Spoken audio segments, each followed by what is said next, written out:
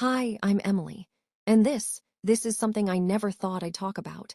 I'm not even gonna lie. This story, yeah, it still messes with my head. Not because I don't understand what happened, but because I do. I saw it, every red flag, every lie, every moment something felt off. I saw all of it, and I still stayed. You ever sit there and convince yourself that something toxic is actually love? Yeah, that was me. People think heartbreak happens in one moment, like one big fight, one big mistake, and it's over. But that's not how it happened with me. It wasn't loud, it wasn't dramatic, it was slow, quiet, like something breaking, piece by piece, and you don't even realize until there's nothing left. And it all started somewhere I never expected, a hockey rink. Yeah, I wasn't even into hockey like that. I just used to go sometimes, mostly to clear my head, sit in the stands, watch people play, listen to the sound of the stick hitting the puck. It was calming. That day, I remember it clearly. It was cold. The kind of cold that makes you wrap your hoodie tighter and just sit there thinking about life. And then I saw him. He wasn't like the others. Everyone else was just playing. But him. He was different, focused, serious, like nothing else existed outside that rink. I don't even know why I kept looking at him, but I did. Every move, every shot, every little thing. And I guess he noticed. After practice, he came up to me. "Yo, you've been staring this whole time," he said. I laughed a little.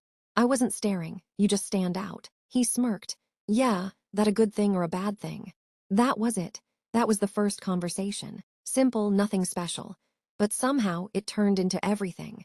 We started talking after that. At first, it was just random. A few texts here and there. Nothing serious. But then, it became every day. "Good morning. Did you eat? What you doing?" Little things. Simple things. But those small things, yeah, they start to matter. More than you expect. And I'm not gonna lie, he made me feel seen. Like really seen. Not just the outside. Not just the version of me I show people. But the real me. The one that overthinks. The one that stays quiet sometimes. The one that doesn't always have it together. And he didn't run from that. He stayed. At least, that's what I thought. We started meeting more.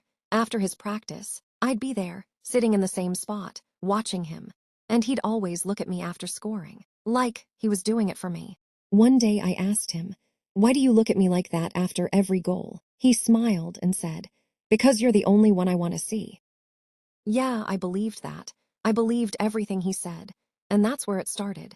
Because when someone makes you feel like that, like you're special, like you matter more than everyone else, you don't question it. You don't stop and think, is this too fast? Is this too much? You just go with it. And that's exactly what I did. We got close, fast, too fast. Late night calls, talking about everything. His past, my past, things I never told anyone before. And he'd listen, not just hear me, but actually listen. And that's dangerous. Because once you feel understood like that, you don't want to lose it. And I didn't. Held on to it. Tight, maybe too tight. Because looking back now, that wasn't just love. That was attachment. And I didn't even realize it at the time. Everything felt perfect. Easy, natural. Like nothing could go wrong. But real life, yeah, it doesn't work like that. Because slowly, things started changing. Not big things, not obvious things. Just little shifts. His texts got shorter. His replies got slower. His tone. Different, and I noticed. Of course I noticed. But every time I brought it up, "Are you okay? Did something happen?" He'd say the same thing every time. "You're overthinking." And I hated that word, overthinking, because it made me question myself. Like maybe I was imagining things. Maybe I was making a problem out of nothing. So I stopped asking. I started staying quiet, even when something felt off. And that's when it really started, the part where I slowly lost myself, without even realizing it. So this is the end of my traumatizing story.